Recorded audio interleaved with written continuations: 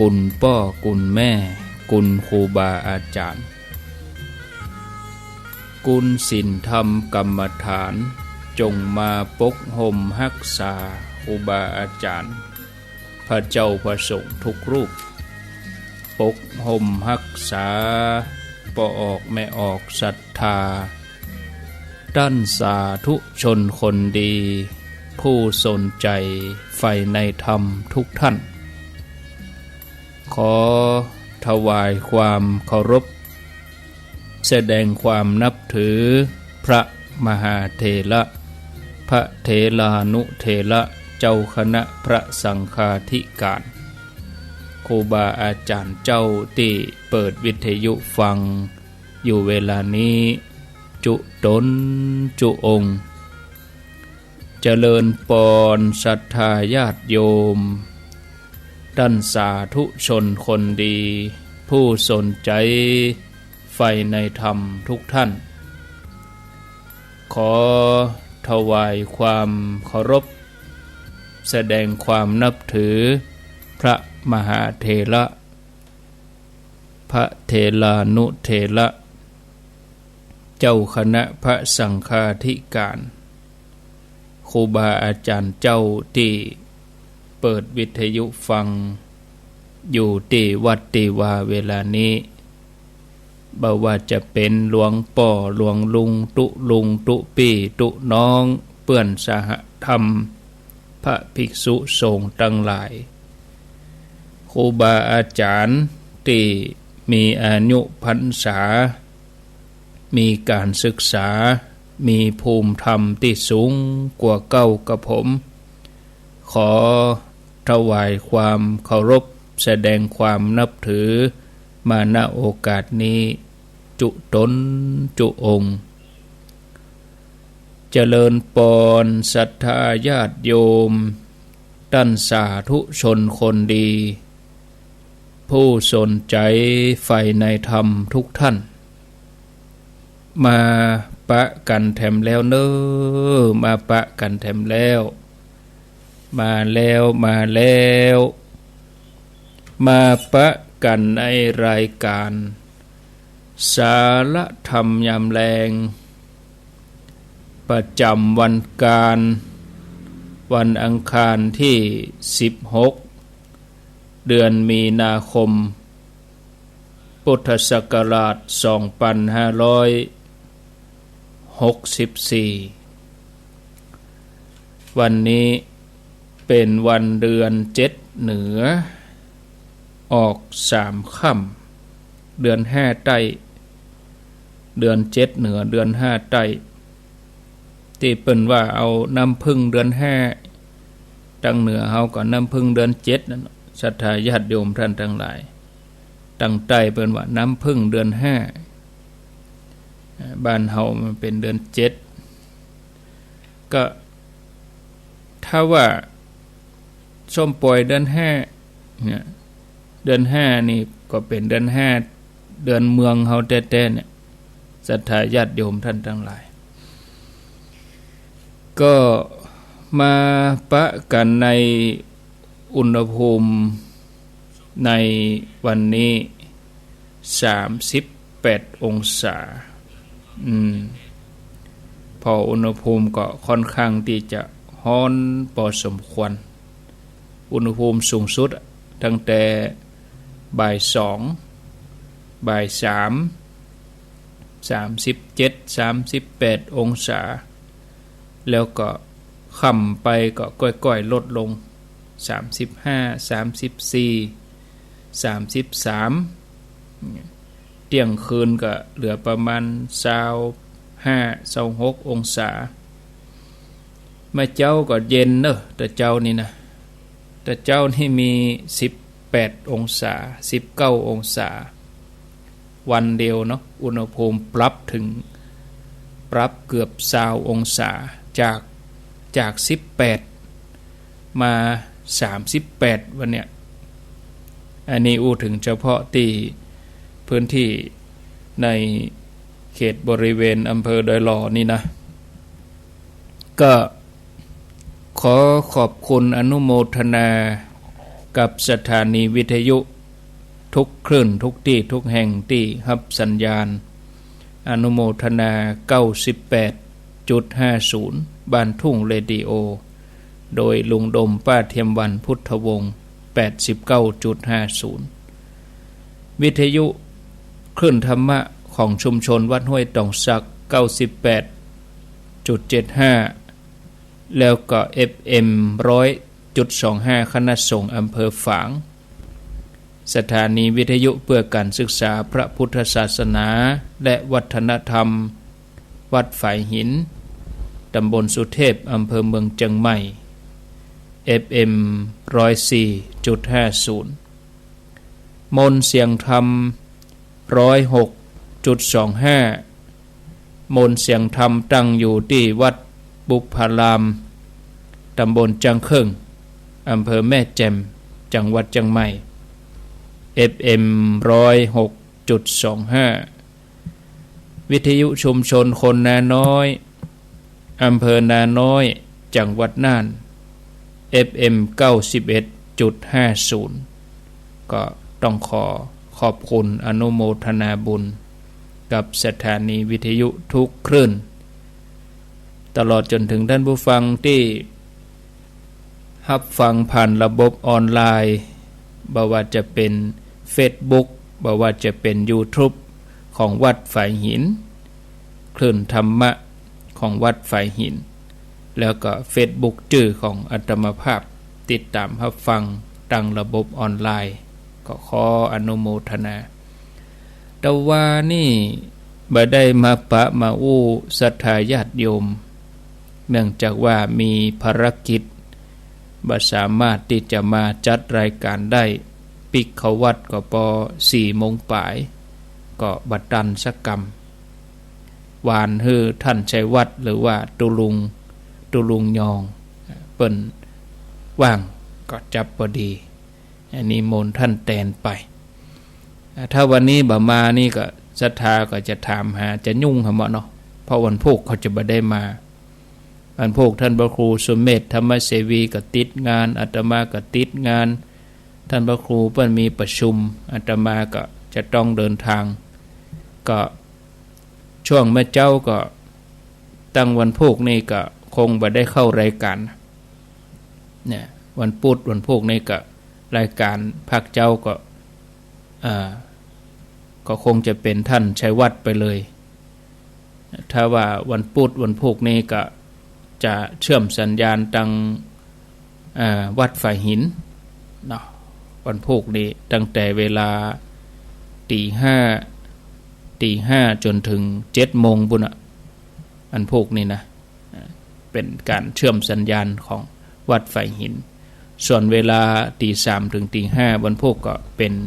นท่านชัยวัฒน์นะคะเสโนก็บอกไว้ก่อนนะความจริงญาติโยมเขาบอกแล้วก็ตึงลืมอยู่ดีวันพุธไผมาอู้ก็ตึงฟังหมดอีนะคนเฒ่าคนแก่นี่บางทีบอกไปกับบึดก็ลืมวันพุธก็ตั้งหน้าตั้งตาฟังกันให้ใหม่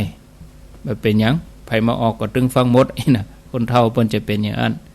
แต่เฉพาะอาตมานี่ถ้าได้บอกได้อู้ก็วันพุธญาติโยมก็จะถามหาแถมอย่ากะก็บอกไว้ก่อนเนาะจะได้ปะกันทำกรรมกับปุ่นวันอาทิตย์ที่21ปุ่นนะศรัทธาญาติโยมตึงภาคเจ้าภาคค่ำแล้วก็ภาคบ่ายญาติโยมท่านทั้งหลายทุกครั้งที่เฮาเจริญสมาธิเฮาก็เอาใจมาเอาสติมามันก็จะได้อันอย่างหลายๆอย่างเนาะเวลาเฮาหันเฮาจำเฮากึดเฮาฮู้มันก็อยู่ในตัวเฮานี่ถ้าเฮาเจริญสมาธิถ้าเฮาภาวนาสิ่งมูนี้ก็จะกลั่นจิตกลั่นใจของเฮาให้สะอาดแล้วก็เป็นความสุขที่เกิดจากการได้ประพฤติปฏิบัติ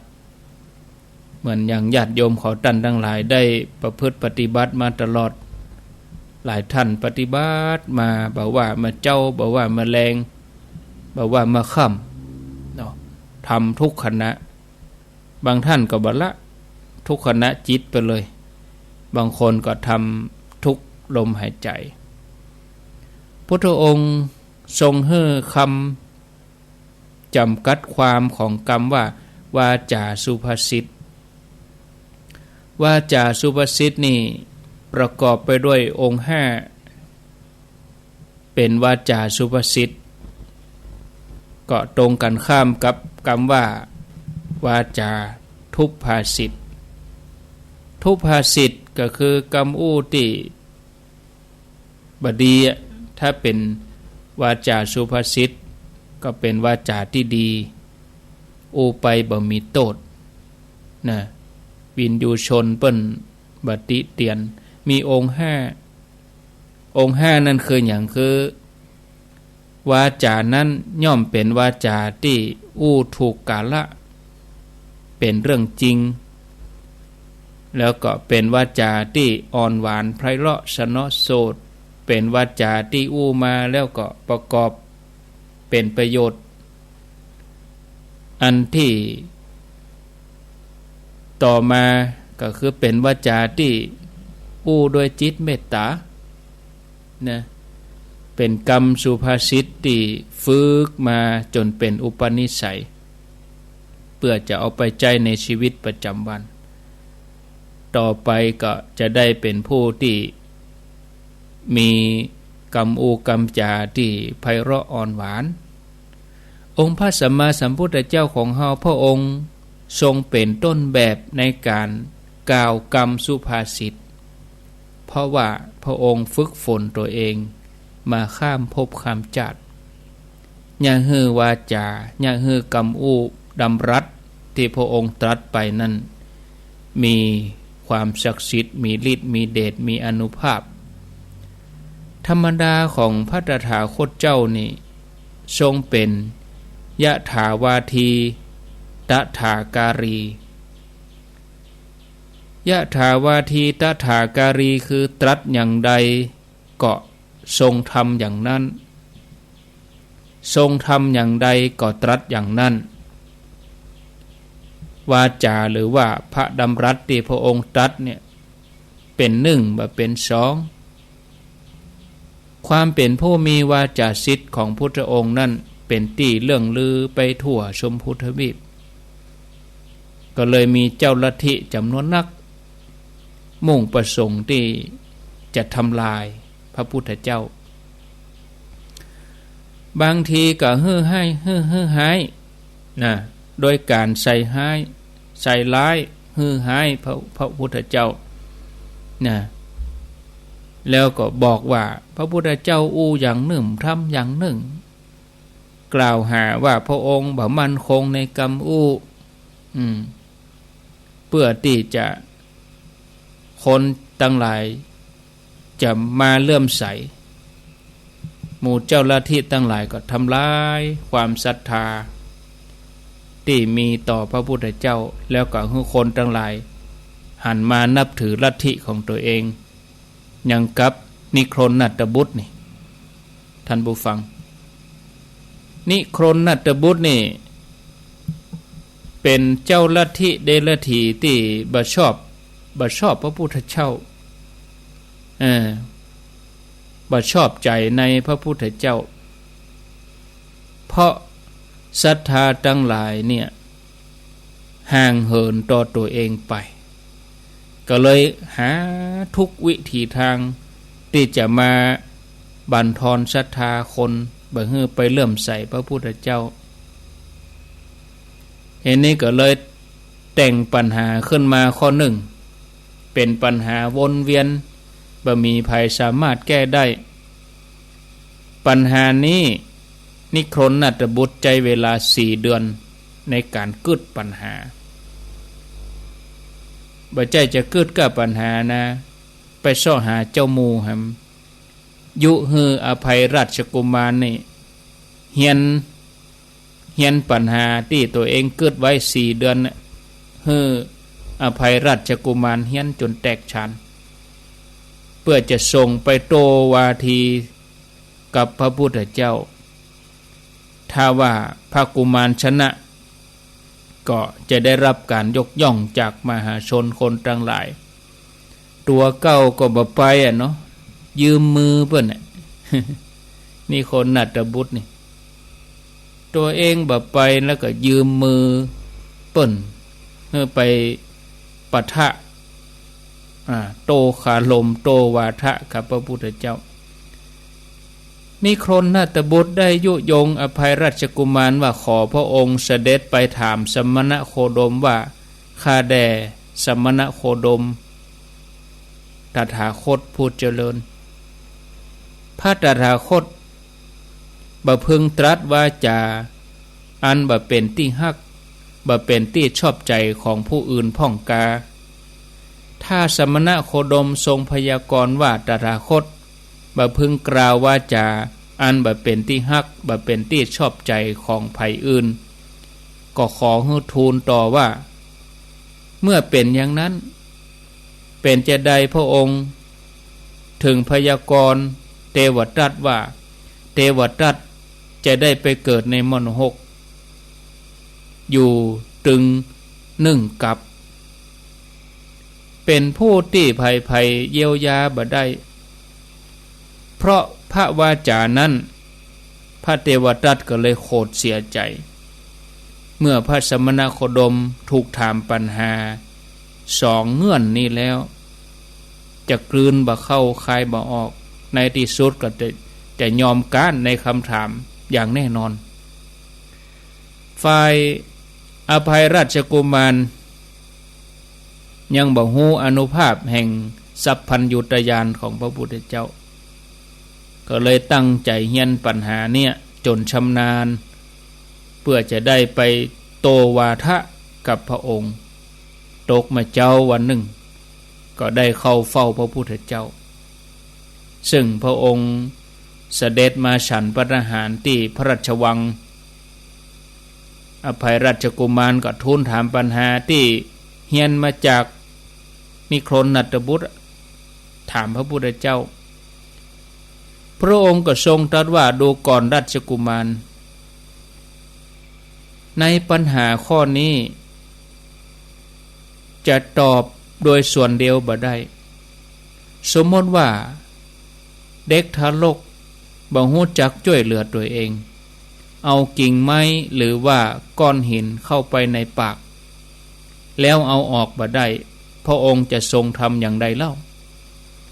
อภัยราชกุมารก็ทูลตอบพระพุทธเจ้าว่าจะต้องหาทางเอาไม้หรือว่าก้อนหินออกให้ได้แม้ว่าละอ่อนคนนั้นจะเจ็บปวดอย่างใดถึงแม้จะบ่ยอมให้เอาออกก็ตามก็ถึงจะเอาออกให้ได้พระองค์ก็ทรงตรัสถามว่าดูก่อนราชกุมารตถาคตก็ฉันนั้นเหมือนกันย่อมหูวาจาที่บ่เป็นจริงบ่แท้แล้วก็บ่ได้ประกอบประโยชน์วาจานั้นบ่เป็นที่ฮักบ่เป็นที่ชอบใจของไผอื่นตถาคตก็บ่กล่าววาจานั้นอันหนึ่งตถาคตย่อมหูวาจาที่เป็นจริงที่แท้แต่บ่ประกอบด้วยประโยชน์วาจาบ่เป็นที่ฮักบ่เป็นที่ชอบใจของไผอื่นตถาคตก็จะบ่กล่าววาจานั้นถึงแม้จะเป็นประโยชน์แต่บ่เป็นที่ฮักบ่เป็นที่ชอบใจตถาคตก็ฮู้กาละที่จะกล่าวหากเป็นวาจาที่บ่จริงแต่เป็นที่ฮักของผู้อื่นตถาคตนั้นก็บ่กล่าวตถาคตย่อมฮู้วาจาที่จริงที่แท้ประกอบด้วยประโยชน์แล้ววาจานั้นเป็นที่ฮักเป็นที่ชอบใจของผู้อื่นถึงอย่างนั้นตถาคตย่อมฮู้กาละที่จะพยากรณ์เพราะตถาคตมีความอินดูในสรรพสัตว์ทั้งหลายต่อมาเมื่ออภัยราชกุมารถามปัญหาที่เฮียนมาจากนิโครนหัตถบุตรก็ว่าบ่ว่าจะลึกซึ้งอย่างใดพระองค์ก็ยังทรงตอบได้ก็ทำให้พระกุมารก็สงสัยว่าเป็นจะใดพระพุทธเจ้าถึงหู้ไปเห็นหมดกุสิ่งกุอย่างก็เลยทูลถามว่าข้าแด่พระองค์ผู้เจริญเราชนผู้ถือตัวว่าเป็นบัณฑิต เข้ามาถามปัญหาที่ยุ่งยากแล้วก็ลึกซึ้งกับพระองค์กันจำนวนนักการตอบปัญหาของบัณฑิตเหล่านั้นพระผู้มีพระภาคเจ้าทรงพิจารณาโดยพระหฤทัยคือใจ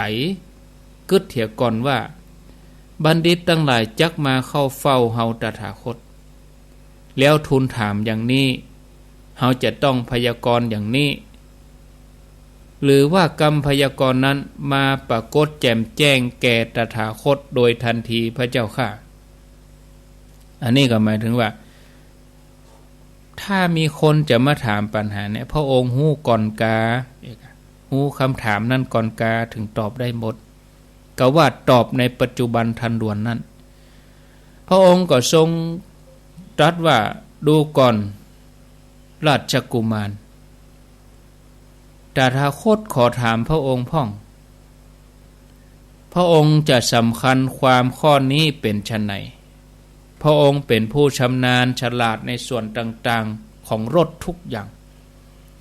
เมื่อมีเขามาถามให้พระองค์อธิบายรายละเอียดเกี่ยวกับบางส่วนของรถเขาบ่เข้าใจ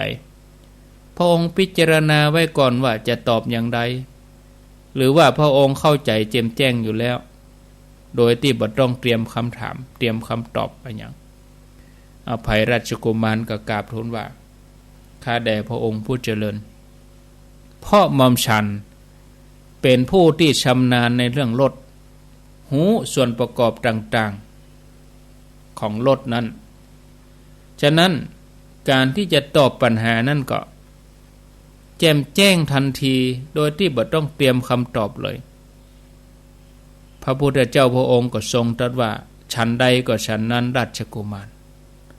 เราบัณฑิตนักปราชญ์ที่เข้ามาถามปัญหาตถาคต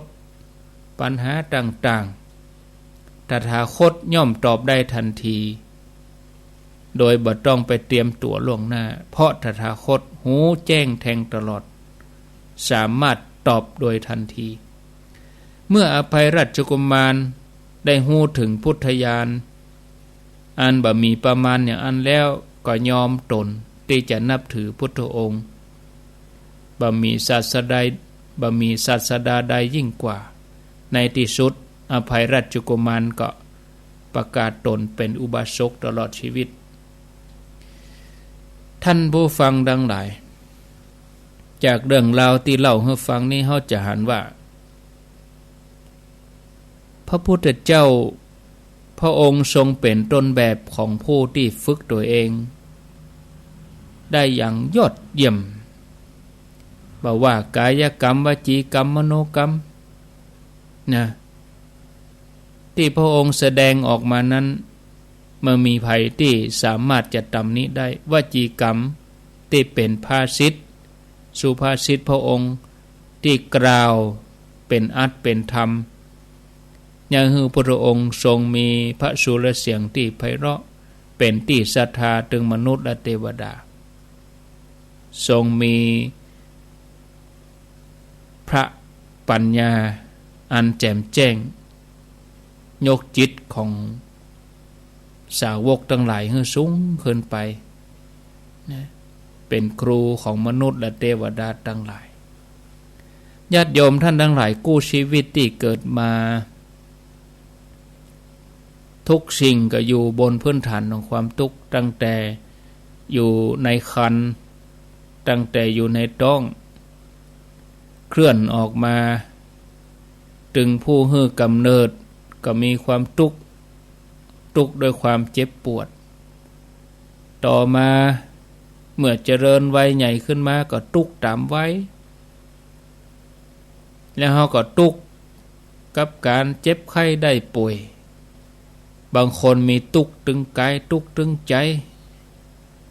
มนุษย์เฮานี่มันหลีกเลี่ยงความทุกข์เหล่านี้ไปบ่ได้แต่เขาจะเอาสิ่งอื่นมาช่วยผ่อนคลายให้เบาบางเนาะแล้วก็บางทีก็มันก็ย้ายที่มันเป็นการบรรเทามันเป็นการกลบเกลื่อนมันเป็นการปิดบังเนาะ ที่สุดมามันก็ทุกข์ก็ยังมี แล้วก็ไปมัวแอบอ้างว่าตัวเองกำลังมีความสุขที่จริงแล้วก็หลงเพลิดเพลินอยู่กับความสนุกสนานยังได้ก็ตามญาติโยมยังมีหนทางที่จะช่วยดับทุกข์ได้แล้วก็มีความสุขล้วนๆอันนั้นคือการเดินทางตามทางสายกลางทางสายกลางนี่มัชฌิมาปฏิปทาเขาก็ประพฤติปฏิบัตินะเป็นทางแห่งความสุขนะนำใจให้หยุดนิ่งปฏิบัติศรัทธาญาติโยมกู้ชีวิตในโลกเนี่ยล้วนแต่ตกอยู่ในโลกธรรม8ทั้งนั้นบ่ว่าจะเป็นมีลาภเสื่อมลาภมียศเสื่อมยศมีสรรเสริญมีนินทามีสุขมีทุกข์บ่ว่ายุคใดสมัยใดจะหนีจากธรรมประจำโลกนี้บ่ได้แม้แต่องค์พระสัมมาสัมพุทธเจ้าก็ยังบ่พ้นจากโลกธรรม8นี้ฉะนั้นเฮาบ่ต้องไปนับถึงปุถุชนธรรมดาก็จะต้องปะสิ่งมูลนี้อย่างแน่นอนอยู่ที่ว่าจะนักจะน้อยต่อใดถ้าเฮาตกอยู่ในโลกธรรมฝ่ายลบหรือว่าฝ่ายอกุศลแทนที่เฮาจะน้อยเนื้อต่ำใจหรือว่าหมดกำลังใจในการทำความดีเฮาควรที่จะสร้างกำลังใจให้เป็นฝ่ายบวกให้เป็นฝ่ายกุศลนักขึ้นติ๊กๆเหมือนอย่างพระเถระรูปหนึ่งที่เปิ่นอาศัยปัญญาที่สว่างไสวสร้างกำลังใจขึ้นมาเพื่อทำความดีทำใจให้สะอาดผ่องใสแล้วก็สรรเสริญองค์พระสัมมาสัมพุทธเจ้าบุญนั้นก็จะนำพาให้เปิ่นไปเกิดในสุคติในสมัยของพระพุทธเจ้าชื่อว่าปทุมุตตระพระเถระรูปนี้เปิ่นได้เกิดในตระกูลพราหมณ์อยู่ในเมืองหังสาวดีนครเมื่อเจริญวัยใหญ่ขึ้นมาเปิ่นก็ไปเรียนจนจบอันนี้เปิ่นเรียนเกี่ยวกับวิชาที่มี6อย่างก็คือการออกเสียงเกี่ยวกับการแต่งฉันไวยากรณ์ดาราศาสตร์การกำเนิดของกรรมเนี่ยแล้วก็เรียนรู้วิธีการจัดทำพิธีกรรมแล้วก็เปิ้นเป็นผู้ฉลาดในภาษาต่างๆวันหนึ่งท่านมีโอกาสไปฟังธรรมของพระพุทธเจ้าก็เลยมีใจเลื่อมใสได้สรรเสริญพระพุทธเจ้าโดยกรรมที่เป็นมงคลเป็นมังกละท่านก็สั่งสมบุญอย่างนี้มาตลอดนักมากมายหลายภพหลายชาติบอกกองจากอัตภาพนั้นแล้วก็ไปบังเกิดในเทวโลกท่องเที่ยวระหว่างโลกมนุษย์กับเทวโลกอยู่ในสุคติภูมิต่อมาถึงสมัยพระพุทธเจ้าสมณโคดมของเฮาท่านก็ได้มาบังเกิดถือกำเนิดเป็นพระโอรสของพระเจ้าพิมพิสารอยู่ในกรุงราชคฤห์มีชื่อว่านามว่าอภัยกุมารอภัยกุมารอภัยกุมารนี่ฉลาดลักแหลมเมื่อเจริญวัยใหญ่ขึ้นมาแล้วก็มีความคุ้นเคยกับไปคบหากับหมู่บรรดานิครนอย่างนิครนนัตตบุตรนี่นะเพราะว่าในยุคนั้นนี่โอ้เจ้าลัทธิมีนักแล้วก็ชอบดึงเอาลูกเจ้าฟ้ามหากษัตริย์ไปอยู่ตัวหมู่ตัวเก่าหมู่บรรดานิครนทั้งหลายนี่จะล้างสมองลูกพญาเจ้าเมืองเป็นไปตามความคิดของตัวเองวันหนึ่งนิครนนัตตบุตรอันเป็นหัวหน้าก็ได้ อภัยกุมารนี่เป็นตัวแทนไปเข้าเฝ้าพุทธเจ้าสมัยนั้นนี่เขาชอบโต้วาทีกันยกปัญหาขึ้นมาตอบโต้กันไผการนี่คือเสียหน้าไปเลยล่ะนี่คนอัตบทนี่ที่เล่าไปตะกี้นี้การไปแล้วนะอันนี้ก็ส่งพ่อรถไปแถมะตัวเองแบบไปคนเดียวยืมมือ ยืมมือพระกุมารเพื่อจะไปอู้เฮอโตแย้งกับพระพุทธเจ้าพระกุมารก็ถามปัญหาที่สุขุมลุ่มลึกหลายอย่างเมื่อได้ฟังคำตอบที่ละเอียดเรียบร้อยแล้วพระกุมารก็มีความเลื่อมใสนั่นส่งไปถามปัญหาหมายจะเอาชนะซ้ำไปบวชโดยพระพุทธเจ้าเห็นหมดนี่ขอบวชในสำนักพระศาสดาจนได้สำเร็จธรรมเมื่อเปิ้นได้สำเร็จธรรมแล้วเปิ้นก็นึกถึงบุพกรรมตัวเองเกิดความสมนัตประกาศเรื่องราวที่ตัวเองเคยได้ประพฤติปฏิบัติมาด้วยความเบิกบานใจว่า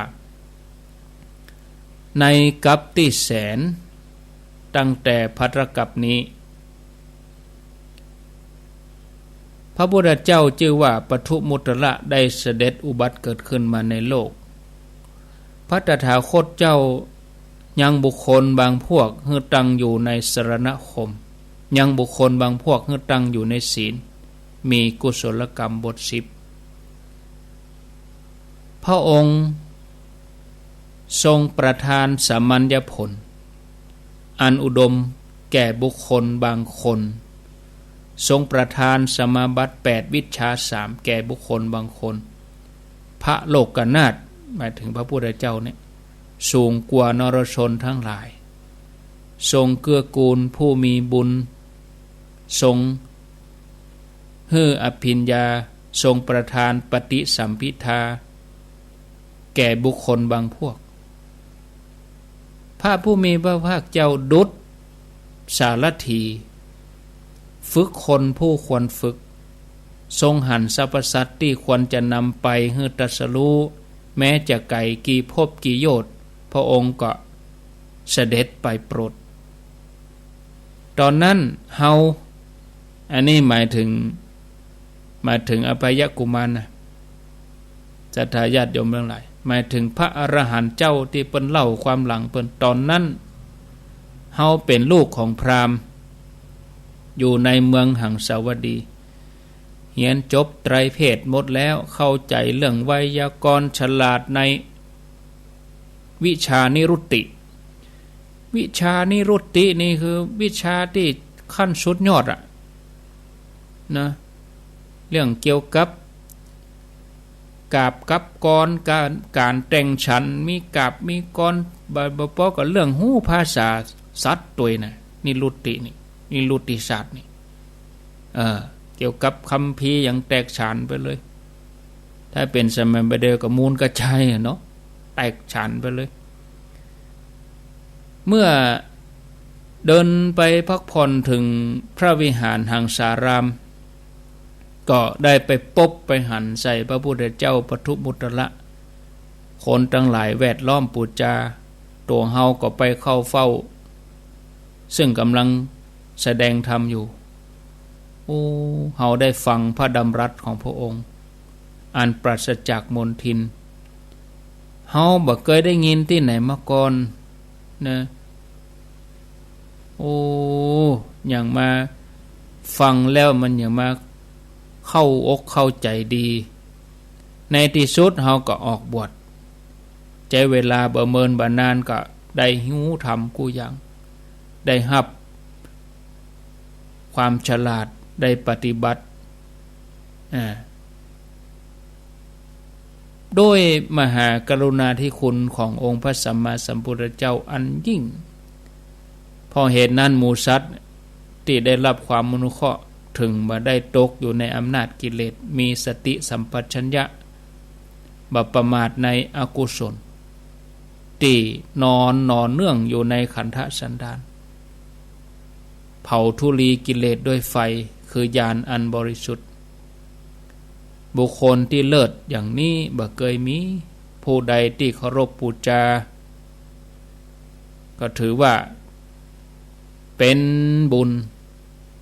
ของตัวเองโดยแท้เฮาประกาศพระธรรมเทศนาสรรเสริญเทิดทูนบูชาพระสัมมาสัมพุทธเจ้าโดยพระคาถาตราบสิ้นชีวิตเมื่อจุติจากอัตภาพนี้ไปแล้วก็ไปสู่โลกสวรรค์ในแสนกัปตั้งแต่กัปนี้เป็นผู้ที่ถึงพร้อมโดยปรีชาญาณเพราะเหตุที่ได้ประกอบกรรมดีดังนั้นเฮาได้เสวยสมบัติอันเป็นทิพย์อยู่ในเทวโลกต่อมาก็มาเสวยราชสมบัติเป็นใหญ่ในเมืองมนุษย์เป็นเจ้าจักรพรรดิได้เวียนว่ายแต่เกิดอยู่แต่สองภพนี้คือเทวโลกกับมนุษยโลก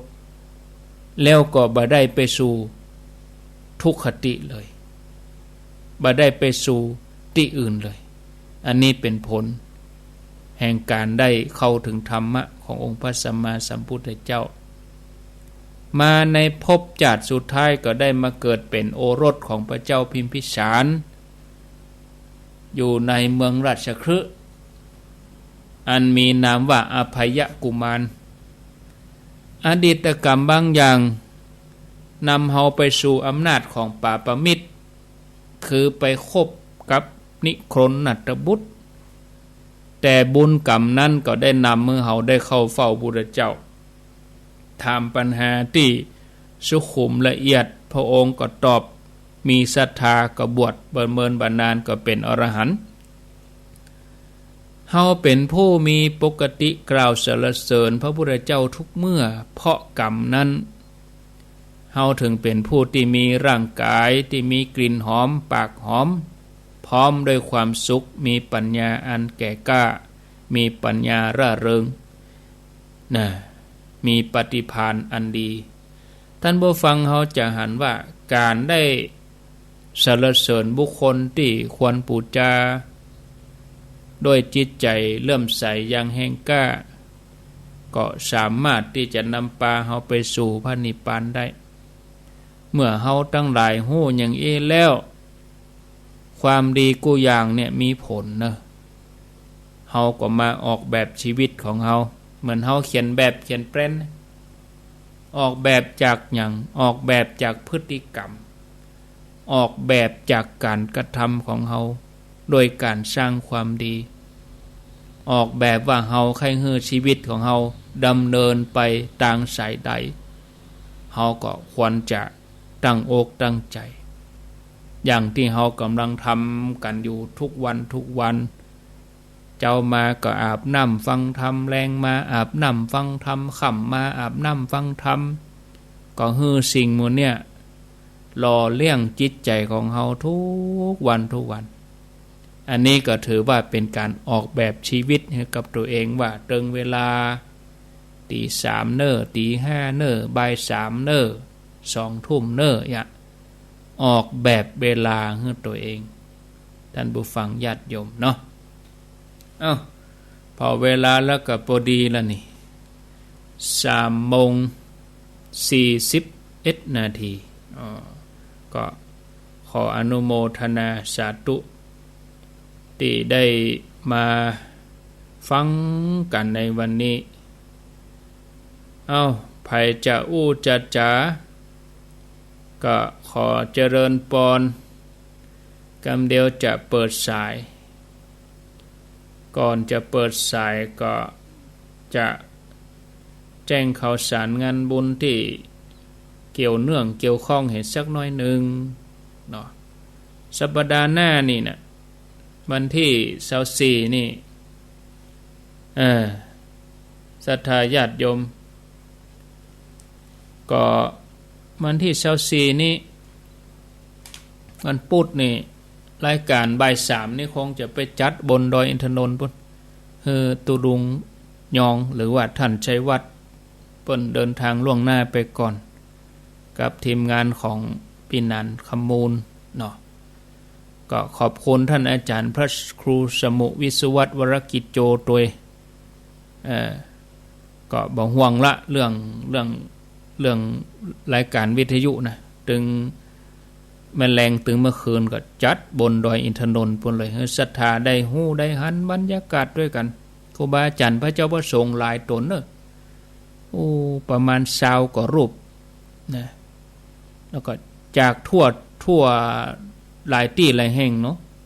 เจียงไฮ้ก็จะมาลำปางก็จะมาฮู้ข่าวว่าตังใต้พวกก็จะมาร่วมเปิ้นใครหัน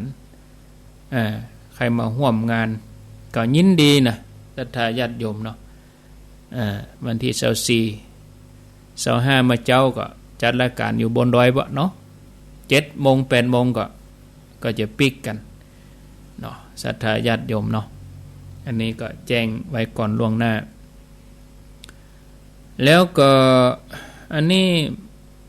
บ่ประกาศแล้วเนาะเพราะว่าปุ่นเมืองลีบนสถานีเปิ้นเปิดเด้อสถานีเปิ้นเปิดเมื่อเจ้ากับเมื่อค่ำวันที่21งานที่วัดพระบาทห้วยต้มบ่เกี่ยวกันเนาะ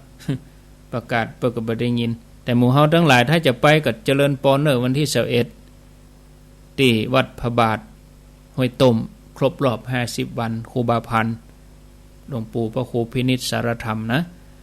ทำบุญบำเพ็ญกุศลครบ50วันที่วัดพระพุทธบาทห้วยต้มวันที่21มีนาคมแล้วก็วันที่28มีนานี่ก็จะไปงานประเพณีวัดจันทร์อำเภอกัลยาณิวัฒนาเฉพาะญาติโยมที่อยู่ในพื้นที่อบตถ้าเป็นสทเทศบาลนี่ก็หมดสิทธิ์มันได้ไปเอาเปิดเลือกตั้งกันนะเปิดเลือกตั้งสมาชิกสภาเทศบาลพร้อมกับนายกถ้าเป็นสทเป็นเขตเทศบาลนี่นะถ้าเป็นอบตนี่ก็ไปมีปัญหาเขตอบตนะก็เดินทางไปกันวันที่28หมดละข่าวสารเรื่องเกี่ยวกับงานต่างๆที่จะเกิดขึ้นนะก็ขออนุโมทนาต่อไปนี้ไผจะอู้จะจ๋าก็ขอเจริญปอน0998366322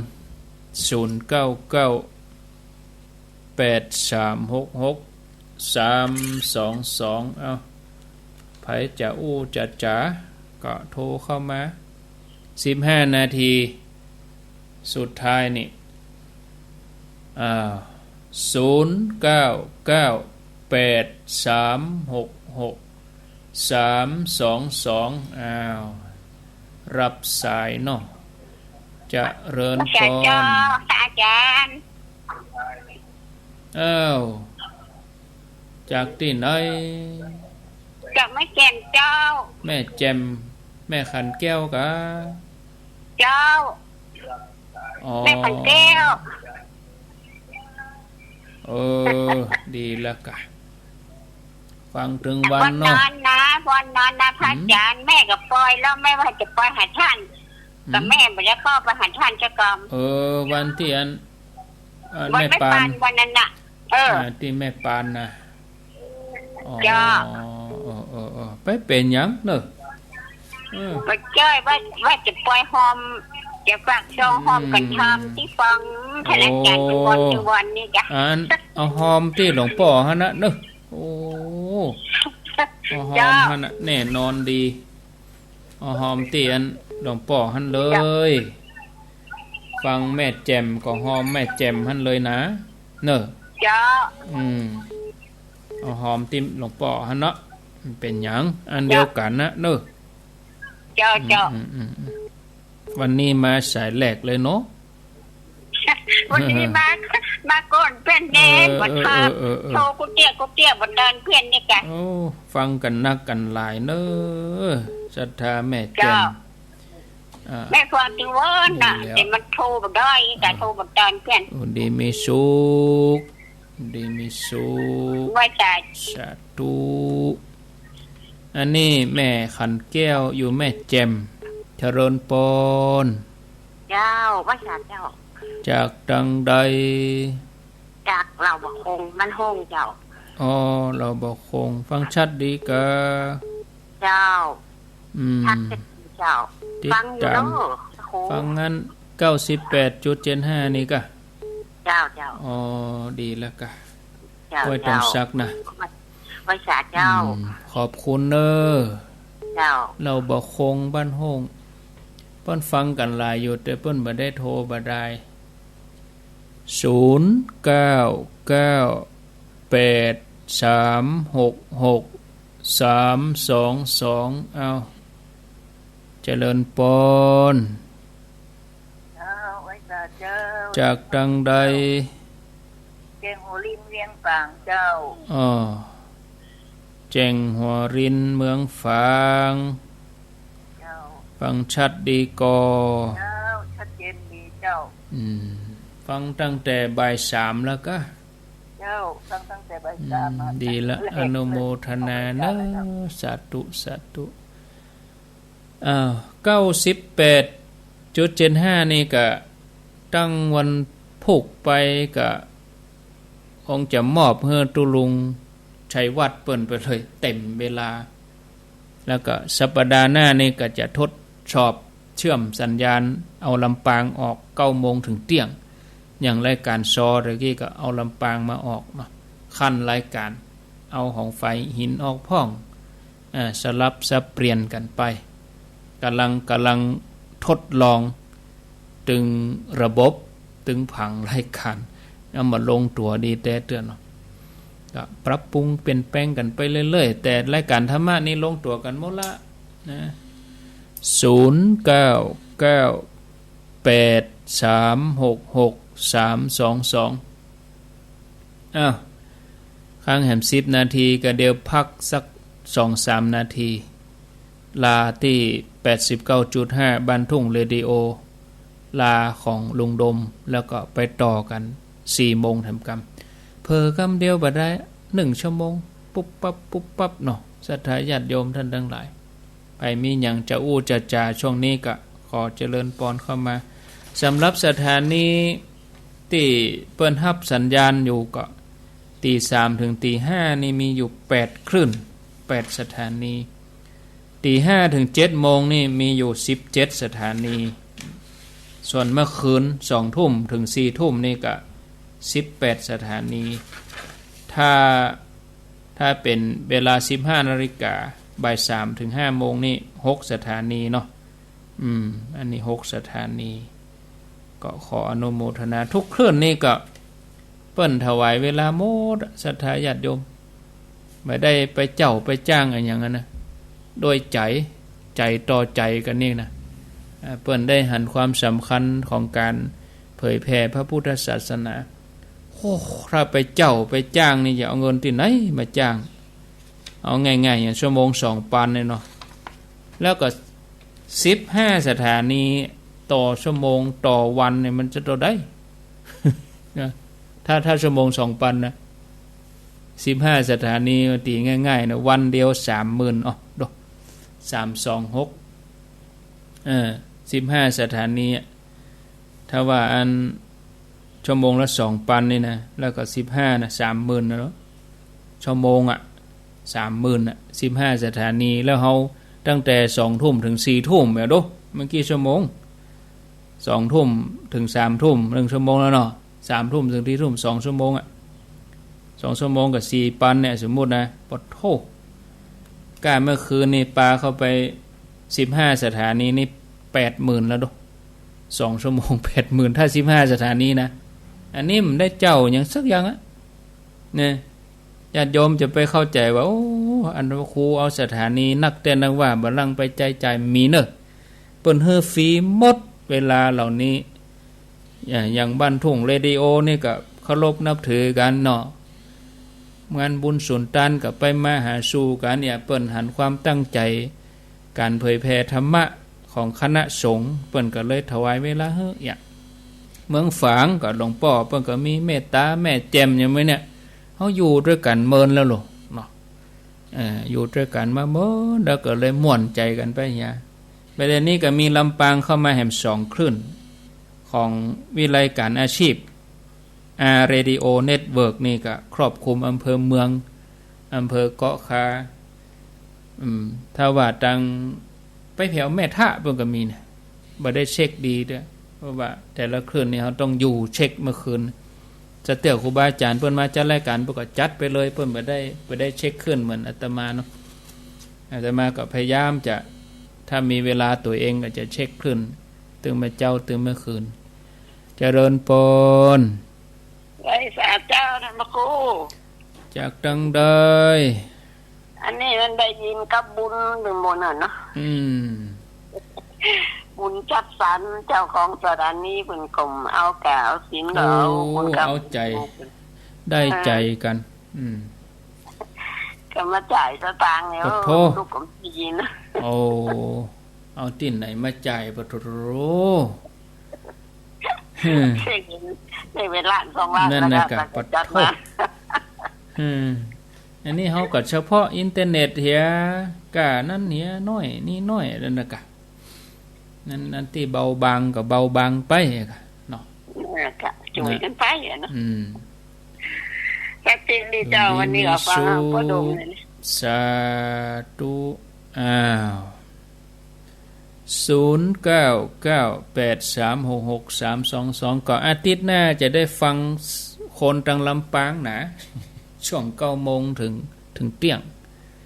เป็นเพลงพ่องเนาะภาคบันเทิงนะเป็นเพลงพ่องไผใครฟังเพลงก็โทรไปขอเพลงด้วยอันนี้คนจัดรายการอยู่ปุ่นอำเภอเมืองลำปางสถานีวิทยุของวิทยาลัยการอาชีพการจัดการอำเภอแม่เมาะวิทยุเพื่อการศึกษาและพัฒนาอาชีพRadio Network ก็ท่านสมชาติเปิ้นประสานงานให้เนาะท่านสมชาติแถมคลื่น1ที่เปิ้นรับสัญญาณใหม่แถมคลื่น1ที่เปิ้นรับก็ที่เน็กเนลเรดิโอตุ่งกวาวอำเภอเมืองปานเนี่ยกันนี่ดูต่างฟังมาเจ้าละคนเท่าเขาขวายมาหน่อยถ้าเปิ้นตัดตี 5ไหลมาไฟหินแถมยะไหลไปแล้วมาก็ม่วนดีไปอย่างคนเท่าถ้าเปิ้นฮู้ตี้แล้วเปิ้นถึงดีแล้วดูต่างฟังเจริญปนจากดังใดกับท่านพระครูครับฮะโทษขอกราบสวัสดีกับท่านพระครูสวัสดีโทษจากไหนจากแม่แจ่มครับบ้านนาห้องแม่แจ่มเนาะครับผมบ้านนาห้องบ่ล่ำได้ยินนะแม่แจ่มนี่ผมบ่ล่ำได้โทรครับแต่ฟังตลอดแต่ฟังตลอดบ่ได้โทรบ่ได้เนาะครับฟังเป็นประจำบอกว่าตนได้จะเข้ารายการฟังอีกาตนได้เข้าก็ฟังหมดอ่ะนะครับยินดีนักๆนู้ยินดีนักๆจกดีอันนี้อยู่แม่แจ่มนาห้องโอ้แม่แจ่มนี่เปิ้นฟังนักฟังหลายแต่ว่าเปิ้นบ่โทรบ่ได้โอ้ทางเมืองฝางแม่อายอย่างดักปิ้งหะวันนี้ก่อนเวลานี่โทรทิกๆอ่ะในเวลาโทรพ่อแต่เจ้าบางคนเนี่ย20สายบ่ได้รับก็มี19สายบ่ได้รับก็นี่แสดงว่าเปิ้นมีความพยายามสูงรายการมื้อเจ้านี่จะคลึกครื้นน้อยเพราะว่าเฮาเชื่อมไปถึงเจียงไฮ้ถึงเมืองน่านเนาะแต่รายการบ่าย3นี่ก็มีประมาณ6-7 สถานีก็พอม่วนอยู่ถึงแม้จะมีตีเดียวเขาก็ม่วนอยู่เจริญปนจากทางใดจากที่ไหนจากสนามบินเชียงใหม่ครับใกล้สนามบินหั่นกะครับใกล้สนามบินไก่ขันนี่นะตะโบชุเตครับอันนี้เลี้ยงไก่พึ่งเลี้ยงตัวครับสนามบินนี่บินแต่ไก่บินครับแค่ช่วงนี้เที่ยงบินมาขึ้นมาลงครับได้ยินชัดดีเนาะครับชัดเจนดีฟังขึ้นบ้านไปหินนะครับไปหินเนาะบัดลำนะบัดลำได้ยินโทรมานะครับวันมันโทรบัดนี้ครับโอ้ยินดีวันนี้ที่ได้โทรหาครับฟังชั่วโมงที่2กลางตี 3ผมต้องฟังนะครับตี 3 ตี 4พอเสียว 7:00 นแล้วเจ้าอ่ะโอ้ดีแล้วครับยินดีเนอะตั้งแต่ตั้งอัน 2 3ท่านพระครูจังฟังฟังวัดไอ้อย่างก็วัดโดยหล่อโดยน้อยแล้วก็มาวัดไอ้ปัดบางเจริญกับวัดหนองเหียงนะครับจะฟังกันตลอดเนาะครับผมจะฟังตลอดครับดีแล้วดีแล้วยินดีเนอะยินดีเนอะครับสาธุสาธุ